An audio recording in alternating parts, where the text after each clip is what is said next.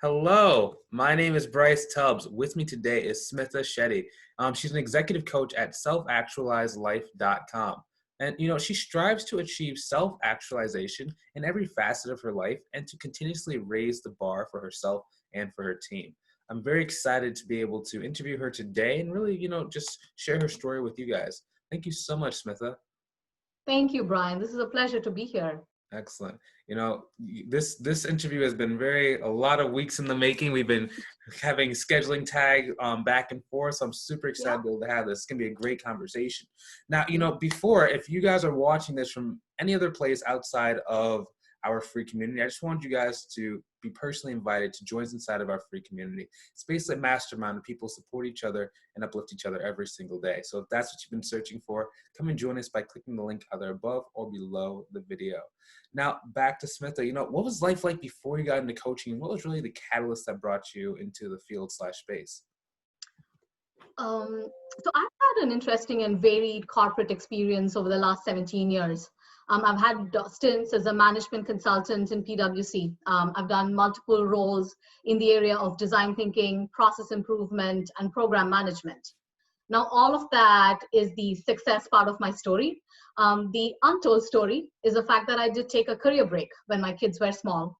I changed career paths. I got fired due to a reorg. And through all of that, I've reinvented myself each time to now manage dual careers successfully.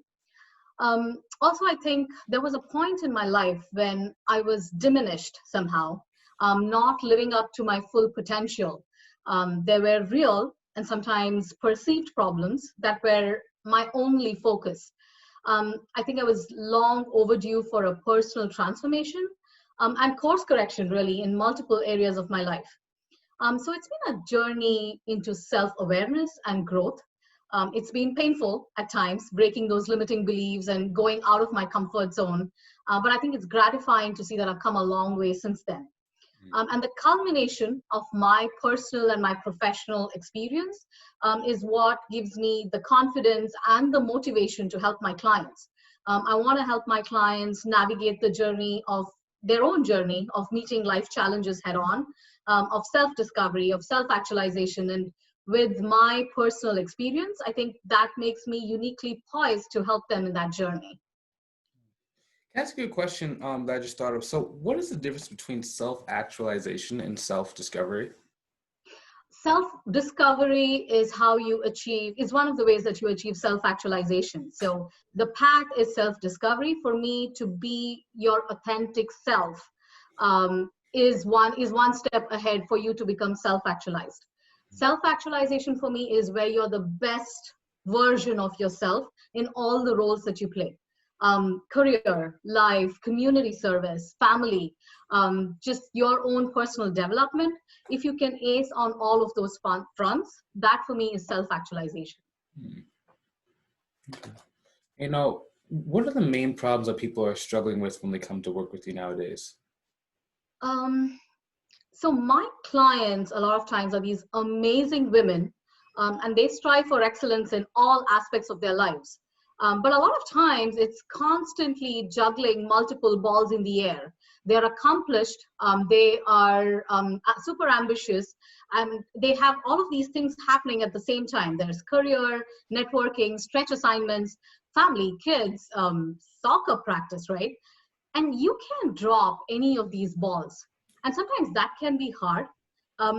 It always resonates with my clients when I tell them your life is like a knotted ball of yarn, and they're like, yes, it is. And what I do is I enable my clients to get them to a bird's eye view, observe their life and career from that perspective, and hopefully give them that clarity to unravel some of those knots. Also, as part of the sessions, I help them to manage and break their shackles around societal and cultural expectations, so they can establish healthy boundaries and self-care, better manage their priorities, and sometimes just to learn to say no, to gain that mental clarity around their life, their priorities, their vision. And in that journey, my hope for them is that they reach for the stars and create a life and career of their choice. Nice. So right now we've kind of been in this little slowdown time, and there are a lot of different views about it, but I think there's positives in everything that we go through in life. What is like one of the biggest takeaways that you've received as a result of this slowdown time? Um, that's a really interesting question to ask. So the first 1 week, I think I kind of kept going round and round in circles inside my house because my schedule is thrown out of whack. And there was this game that somebody was playing, like you have to say what you're eating and how you're feeling. And I was eating a cookie at that time, so I said restless cookie because that's how I was feeling. Mm. But I took this opportunity to go inwards. I signed up for multiple of courses in Mind Valley to kind of get myself on a path of self-discovery, and it was a really fulfilling 2.5 months. So the time that I didn't have to take my kids to their hobby classes was the time that I spent in just understanding myself a little more. I'm a Vipassana practitioner, so just improving on my practice of meditation and mindfulness. I got an opportunity to do that. So honestly, for me, and at the back of my mind, I'm always thinking that there are people who are hurt by this, right? And there's always that worry. But for me personally, I think it was a journey where I got to go inwards, and I am really grateful, at least for that aspect. Yes. Yes. Just kind of thinking about, moving forward in the future and like the vision. What's the vision for as far into your life as you like to think about? So what I'd like to do is tell an awe-inspiring, rainbow-colored, wacky story about my life to my grandkids.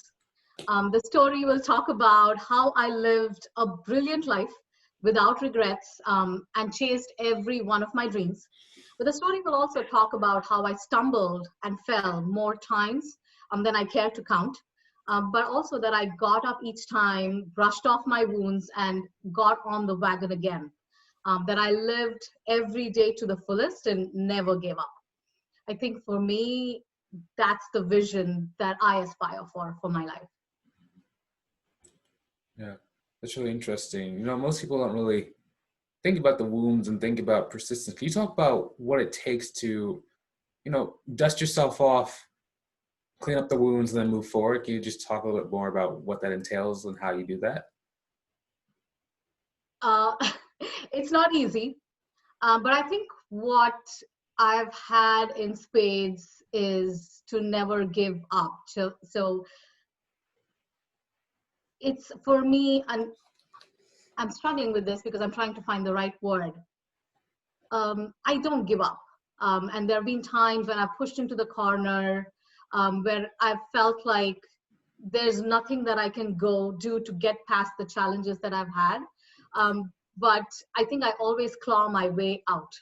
And that's something that I've had since when I was a kid. And I think just the practice of meditation helps me to do that with equanimity and with detachment. I think that's how I progressed from when I was a kid to where I am right now, to just not give up on that struggle. Okay. That's interesting. Yeah, that's very, very interesting, the detachment aspect of it. Just thinking about like success and really hitting the goals in life and really achieving our vision. What does the word success mean to you? Um, so my son's name is Soham. And I chose that name after a lot of deliberation. For me, I wanted that to be a constant reminder of what it meant. In the ancient, powerful language of Sanskrit, Soham means I am that. It literally means I am the ultimate reality. I think the closest translation to English is self-realization. And as I talked before, self-actualization, to be the best version of yourself in all the roles that you play. I think success for me is being that, the ultimate reality. And I strive to kind of do that, taking those really small steps in that direction every day. And that kind of resonates with my company as well, which has the same concept and the same vision. Nice. That's really cool that you were so deliberate in the name that you chose. A lot of people don't think about what they name their kids. Like I think one of the names that I've heard, the person named their child Pain. Okay. because of the pains that she was in when she was carrying him. And for the rest of the person's life, pain, you bring pain.